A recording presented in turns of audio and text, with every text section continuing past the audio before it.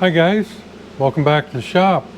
Hey, today I've got kind of a job that has a unique story behind it, and I can't tell you I'm just not that good a storyteller, and all I have is a limited amount of information to go by. But today I'm going to bore a cylinder for a man in upstate New York.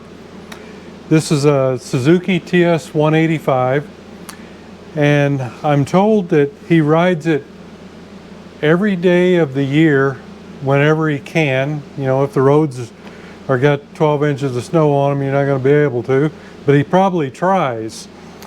He bought this bike brand new in 1971, and like I say, rides it every day.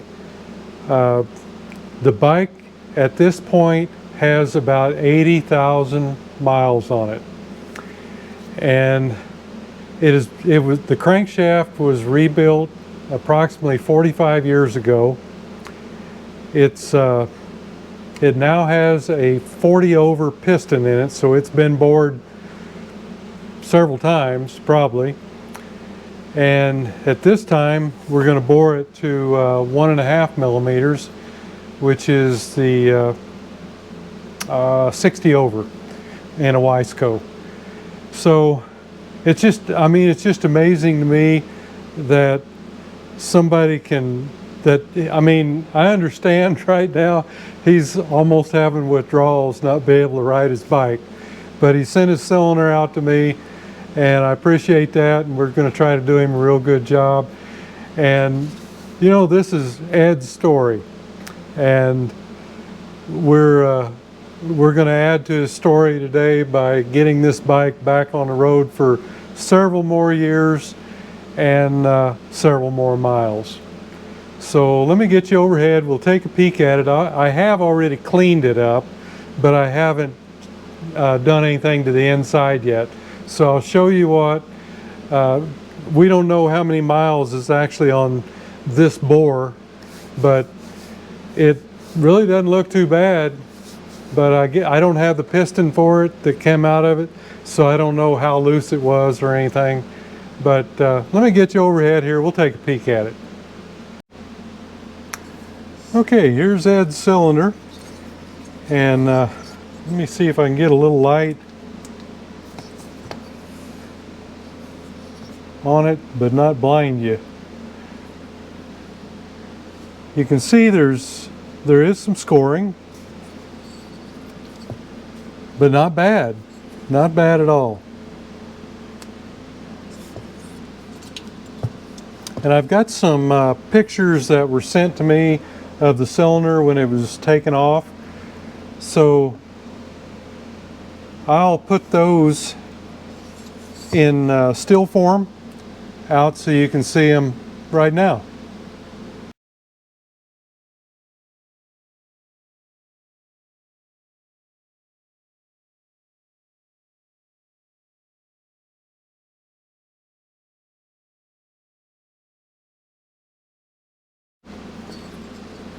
And you can tell here that this is the older cylinder with the 4 hold down bolts instead of the nuts on the bottom, and you know, like the TS250, and you know, I guess pretty much all the newer Suzuki TS models had the bolts on the bottom holding the cylinder down, and then the 6 bolts at the top to hold the head on.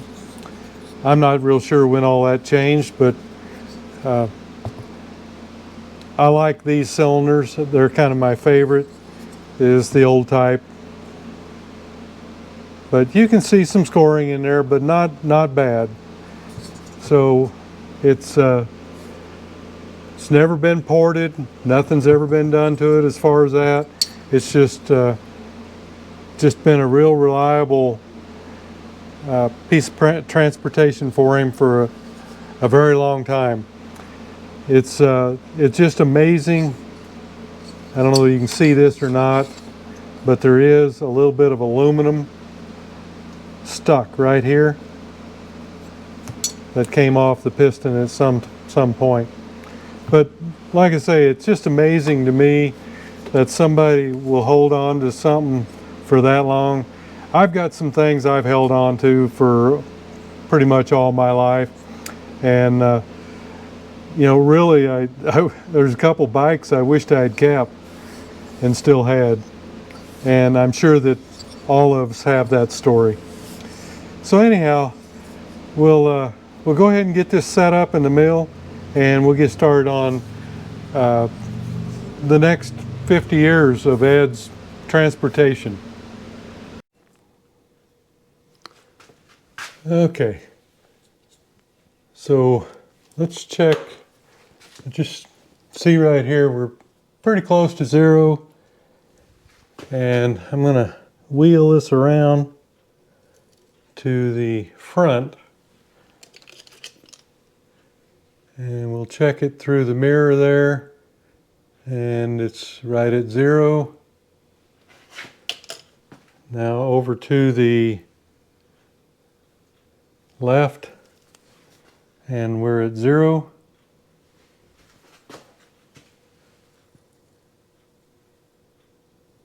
And over to the right, also zero.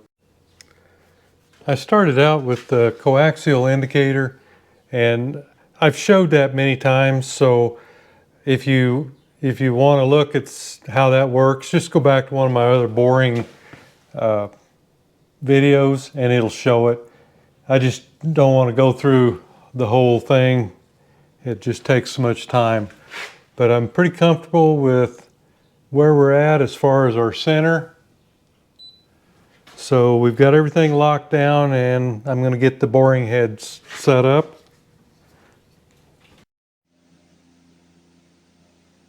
Okay, I got cylinder set up over here, and I just want to take a look again at the scoring that's in there.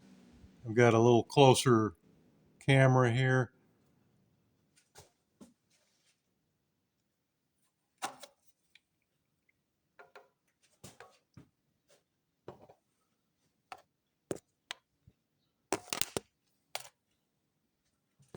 I'm not getting around to that one. There.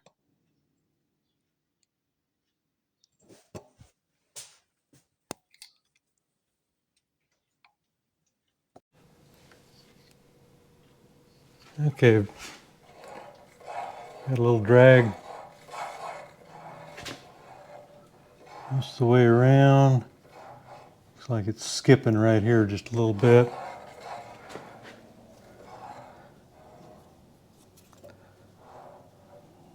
But it's probably going to do it somewhere.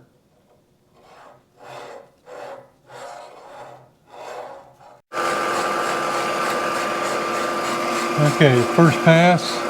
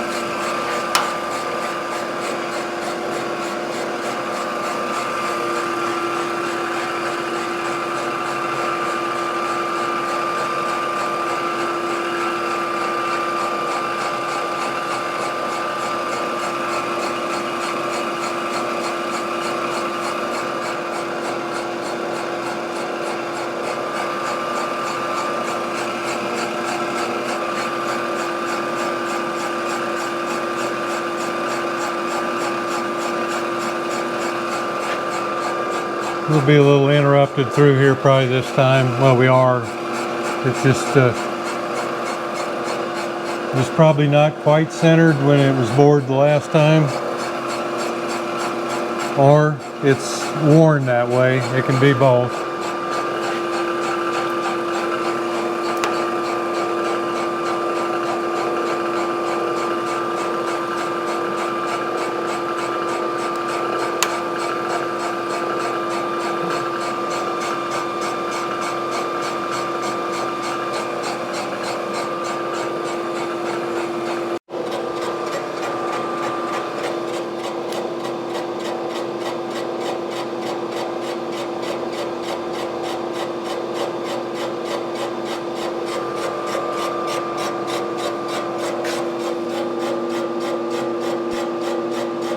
lot of wear towards the top where the cylinder or the rod is changing directions.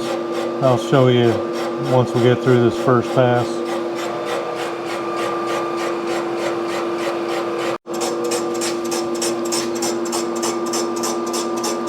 Just about through.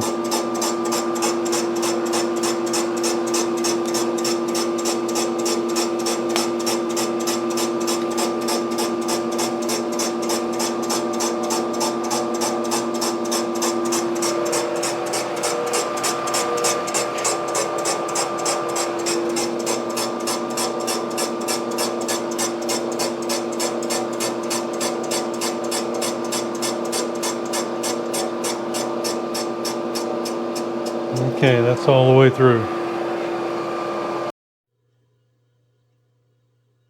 Okay, you can see here that there's absolutely no cutting going on there, and it's all the way around. So you've got a little bit at the top. It cut, halfway around maybe, and then down here we get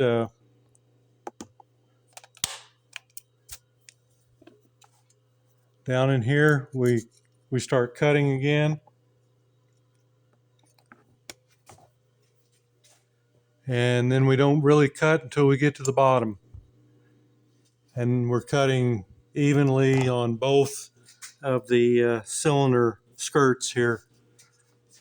So we should pick up the majority of that on the next pass, but there'll be still some areas that will not cut for a while.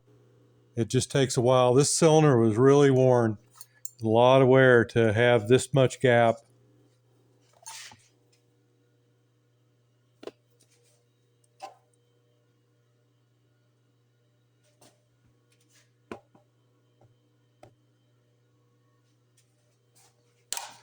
So let's make another pass.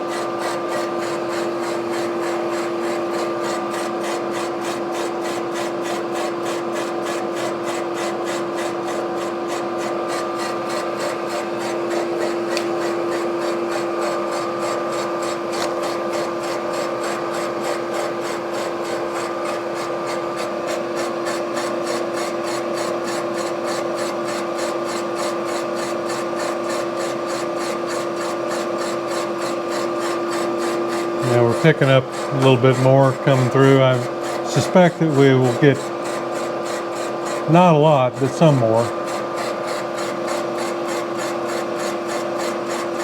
I'm just taking it easy here, 2/1000ths, and we'll see. I just like to read the bore, see where it's been, what it's doing, and yeah, a lot more of that dark area is coming out now.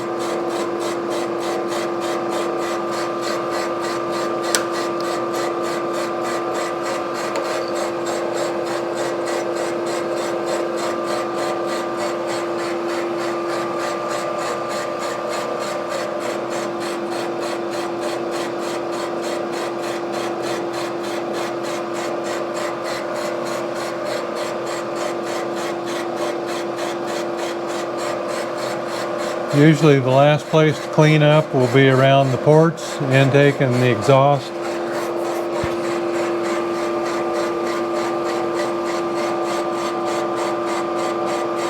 Yeah, you can see most of that dark area is disappearing now as it goes down for the second time.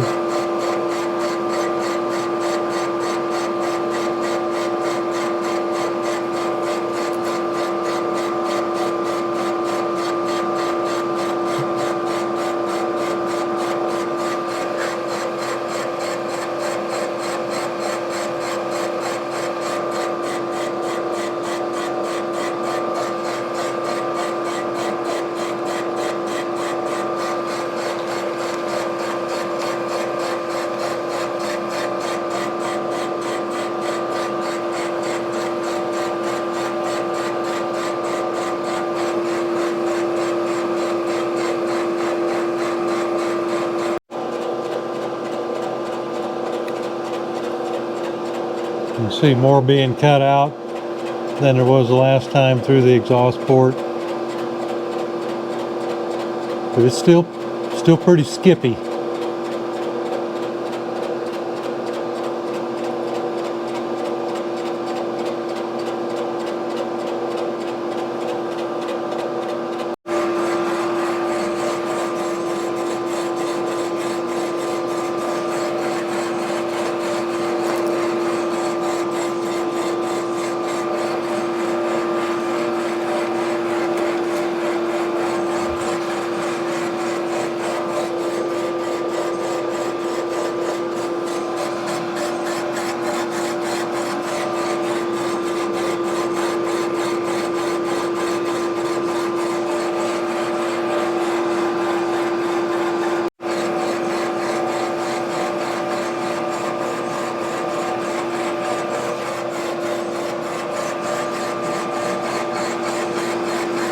It's almost all the way around the top now.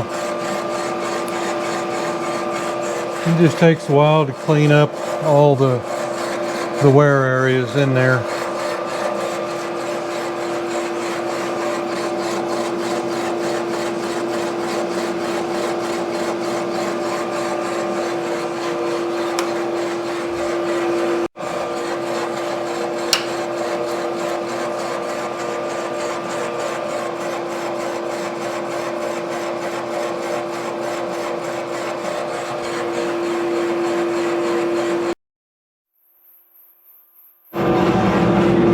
Got the doors open today, guys.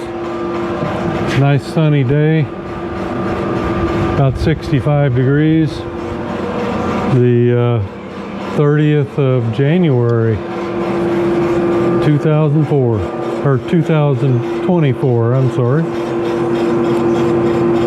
And we're still boring Ed cylinder here.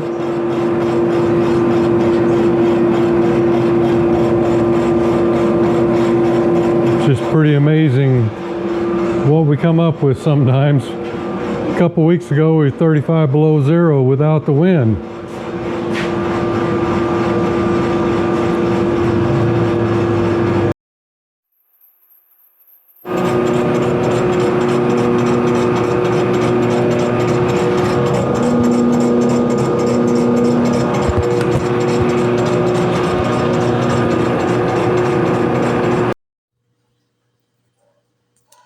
Okay, let's take a look at this thing now. Third trip through. We're cleaning up close to the top except for right here, just about an inch and a half right here.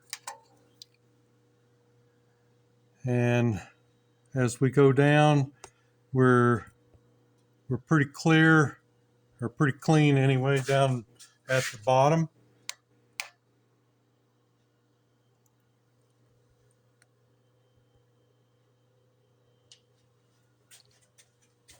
This is just how they are when you're starting out with the bore. You know, you've got all the wear areas. You go, oh my gosh, you know, it's, you know, we got a lot to go yet, and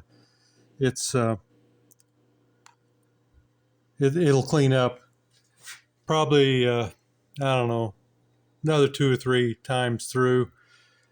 We've taken 6 thousandths out, so that's not a lot. We're actually doing pretty good. And you know, it is what it is. So you just got to stay with it. You got to trust your centering. If you go, oh my gosh, it looks like it's off, and then try to adjust with something, you've messed it up. That's all there is to it. You know, you've got to stay the course and trust what you've done, and believe me, it'll be all right.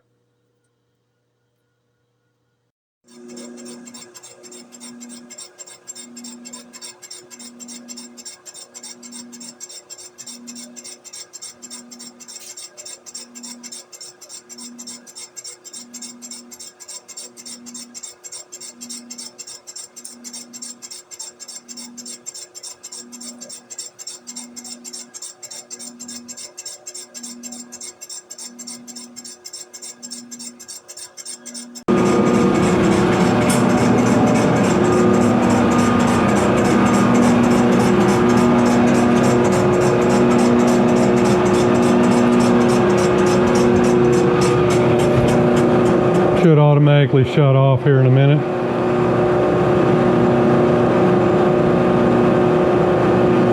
There we go. With the GoPro, it just doesn't do the close-ups as good. I kind of forget about my other camera sometimes, and you know, I could certainly get better. I think anyway, from what I've seen, I can get better close-ups with it. The GoPro just does not do close-ups. All right, let me get it set up for another trip.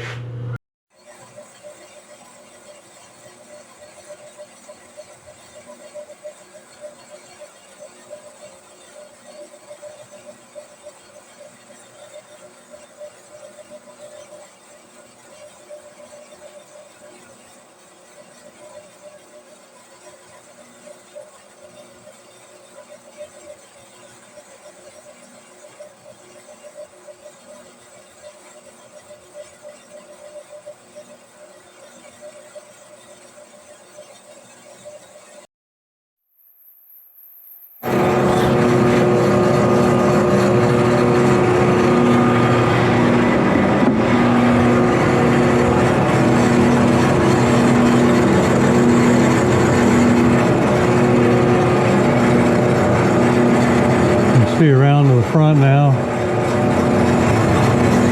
Looks like we're cleaning up all that. So it looks like most of the top will be clean now. Yeah.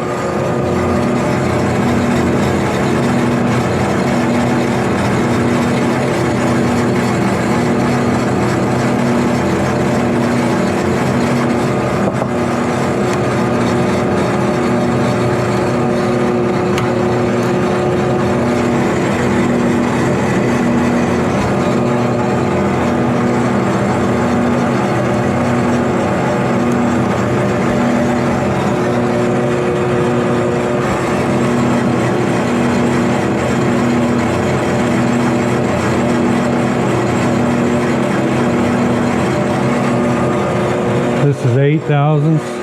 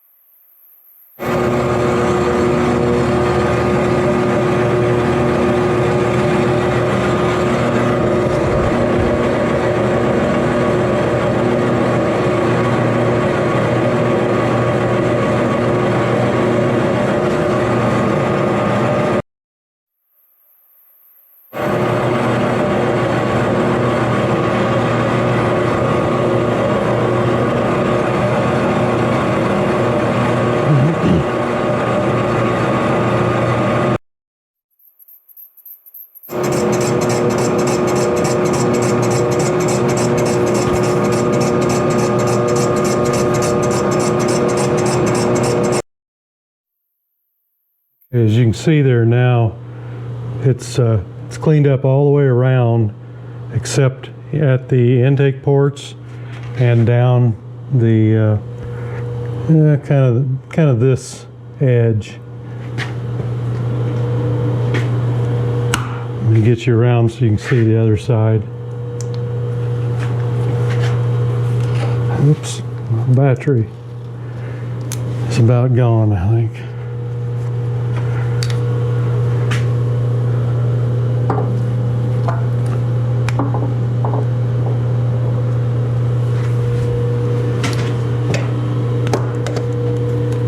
think you can see that there's just a little bit right here that'll go the next trip, but we're pretty much cleaned up. We've just got this area down here in the from the port, just above the port, down to the skirt, and that should clean up pretty quick.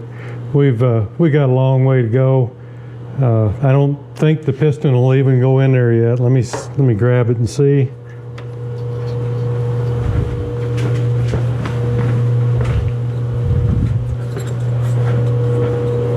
We're going to 1.5 millimeters. Yeah, just starting.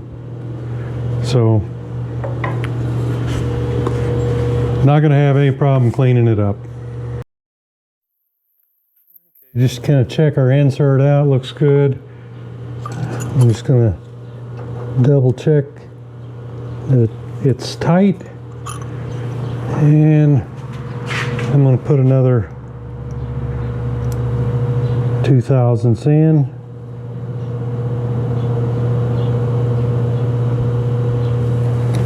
Okay. And bring it back up.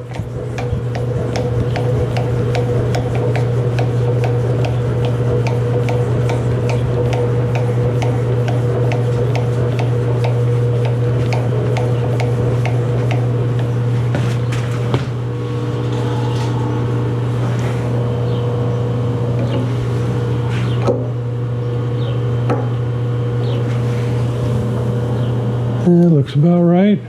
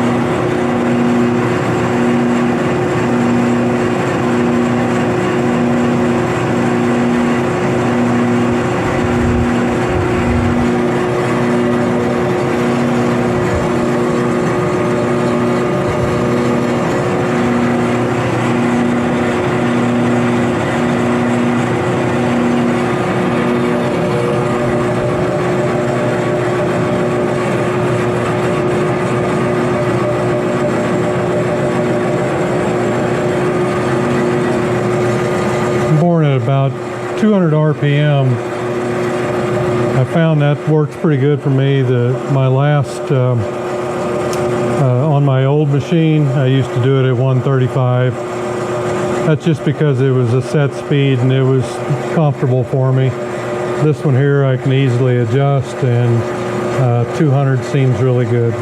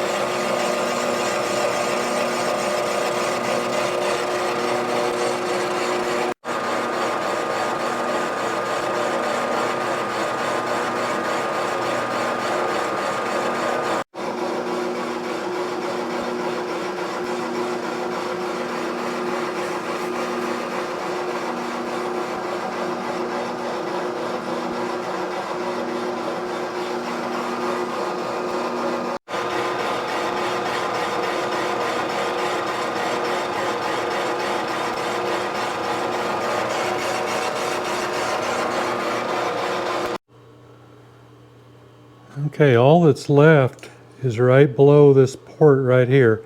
You see a little dark patch? That's all that's left.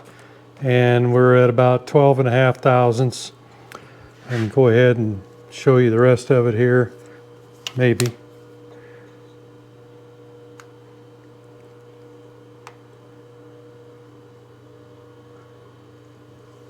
So we've got, what, about 7 or 8 thousandths yet to take out. This, of course, this line is just where I pulled the bit up, the tooling. But everything else is clean.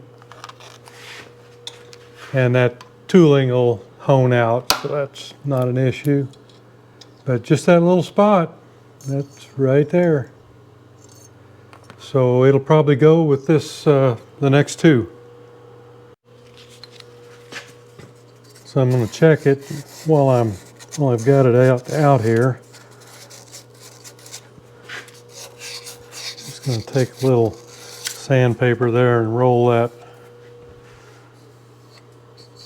sharp edge off.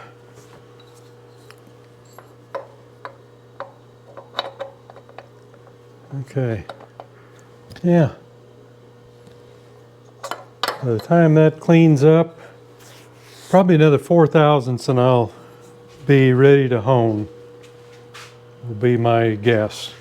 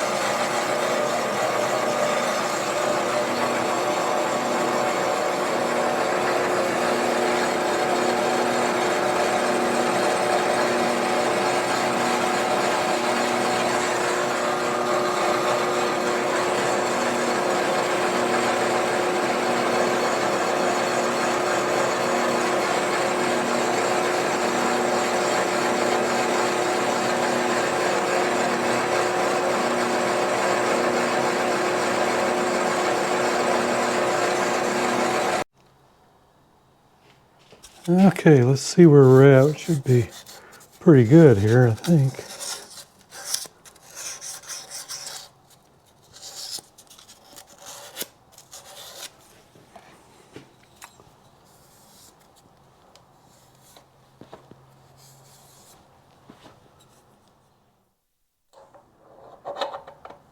Okay, that's good, I think. I like them just to the pin, or a little bit lower. There should be, this one's got to go to 3 thousandths, so for clearance. So we should be close to 5 thousandths there, maybe. Let's see.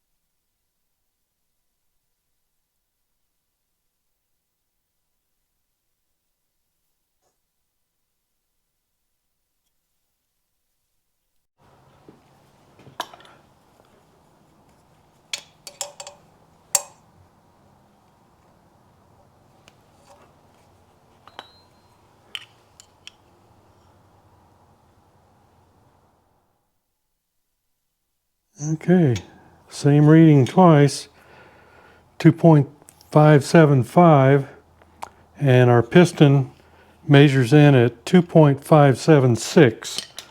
So we're a thousandths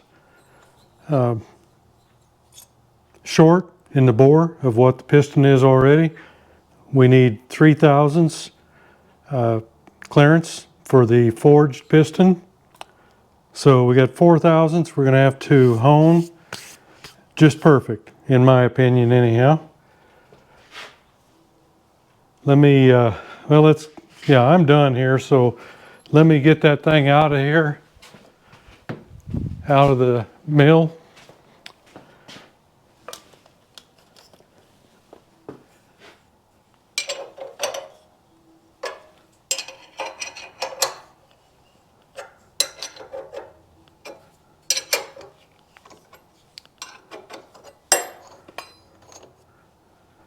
Okay.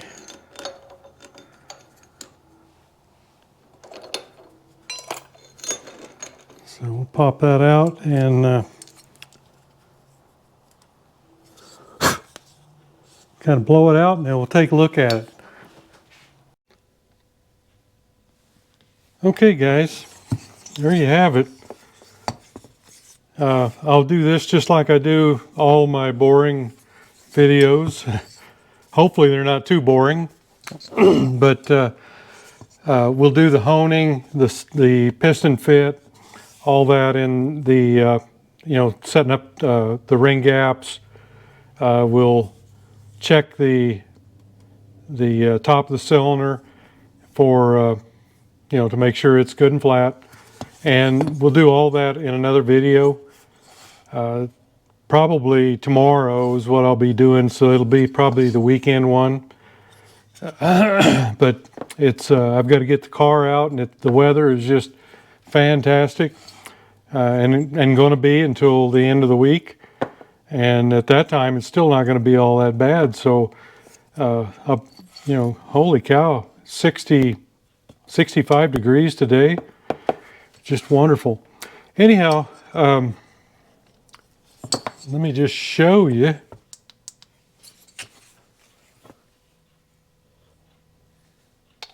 I know this thing kind of blinds you. Try to get it so it's not. And on the honing one, we'll do the chamfer on the porch too. So I'm happy with that. That leaves me 4 thousandths to deal with the hone. That's good. That's just enough to really shine it up good there and get your crosshatch in. And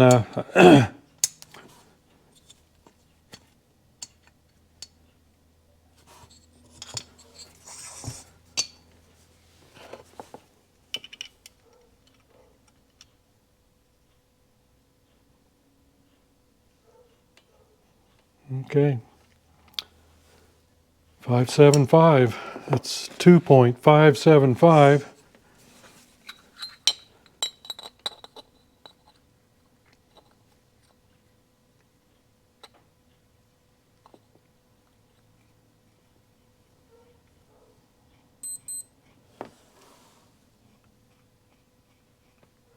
And 2.576.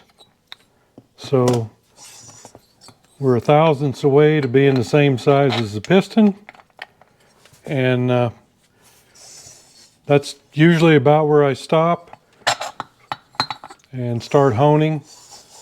And these Wiseco are a little bit, you've got about 10 thousandths difference close from just under the lands to the bottom of the skirt. But from where I usually run it to the top of the pin there to the bottom, it's not that much, about a thou. So these pistons are just a work of art. They are just beautiful, but I really like cast pistons. When you start dealing with these, they're quite a bit heavier, so it kind of limits your RPMs. But that's what we have to replace these with. Once we get too big where we can't get cast pistons anymore, we have to go with the forged. It's about the only thing left out there, and certainly thankful for the aftermarket. But Wiseco used to make cast pistons too. Back in the 60s, 70s, probably more of the 70s, they had the green box and the red box, and I believe the green box was the cast piston and the red box was the forged, I think. And you had your choice, and you still had the same basic sizes, 20, 40, 60, 80 thousandths over. But I guess those days are long gone. I do have a stockpile of those for Yamaha, so they still a lot of those out there.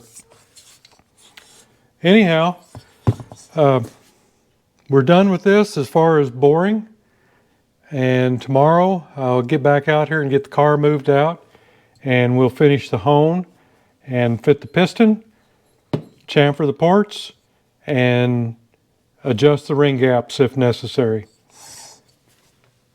Okay guys, there you have it. We've got the boring complete, and we're just tomorrow we're going to get over there and do the honing, and that'll be a separate video, like I said, just like they always are. Just can't get it all into one and really show anything. But I'm happy with how this went, and everything should be fine as far as the honing.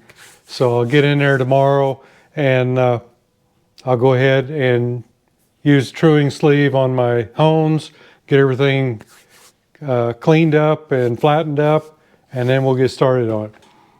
Hey, I know I've got a lot of real machinists that are following my channel from time to time, and I've got a question for you, and it's not going to hurt my feelings if you agree with me or you don't agree with me, but I'm going to continue to do what I got because this is equipment I've got. But I had one viewer, and he told me, he said that he had read and been told that a Bridgeport or a Bridgeport clone was not rigid enough to bore these cylinders. And I'm not going to argue with anybody.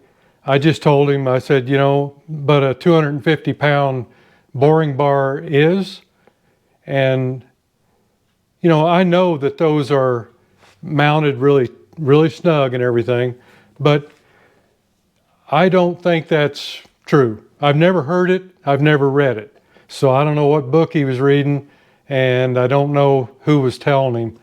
But if you folks think that it's not rigid enough to bore these little cylinders, just let me know. I would be interested to find out. And I bore the really small ones on the lathe, and that's where I use the little adapters.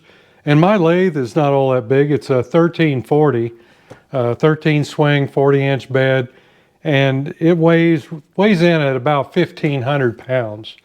Now, the Bridgeport is over a ton, or real close to it. My new jet is about 400 pounds more than the Bridgeport, because it's got the column and everything is built higher. You don't need the spacer like I've got on the Bridgeport I have. But according to the information I got with it, it's about 400 pounds more than my 1966 Bridgeport. But anyhow, I would like, I'd be interested to know what you gentlemen and ladies think about whether or not the Bridgeport or Bridgeport clone is rigid enough to bore motorcycle cylinders. And just drop me a comment if you would. I would sure appreciate it. So hey, thanks for going along on the ride, and we'll see you next video.